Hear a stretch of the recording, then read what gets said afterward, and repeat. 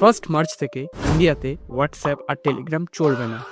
কি হয়েছে ঘটনা, বা সরকারের কি নতুন রুলস আসলো, চলো বলে দিই। কিন্তু সেটা জানার আগে যদি চ্যানেল নতুন হয়ে থাকো অবশ্যই চ্যানেলটা সাবস্ক্রাইব করে দিই, ভিডিওটা লাইক করে দাও।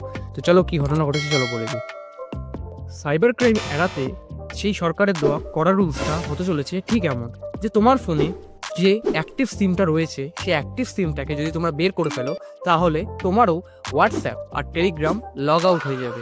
ইয়েস, এরকমভাবেই সেম রুলস হোয়াটসঅ্যাপ ওয়েবের উপরেও ইউজ হয়েছে যে তোমাদের 6 ঘন্টা পর পর আবার হোয়াটসঅ্যাপ ওয়েবে লগ ইন করতে হবে। বলতে গেলে এমন হয়ে দাঁড়িয়েছে যে হোয়াটসঅ্যাপ ইউজ করার জন্য বা টেলিগ্রাম ইউজ করার জন্য সিম থাকা বাধ্যতামূলক। তো এটাই দেওয়া হচ্ছে সরকারের নতুন রুলস, এটা চালু হবে ফার্স্ট মার্চ থেকে। তোমাদের এই রুলসটা কেমন লাগলো অবশ্যই এই ভিডিওর নিচে কমেন্ট সেকশনে জানিয়ে দেবে।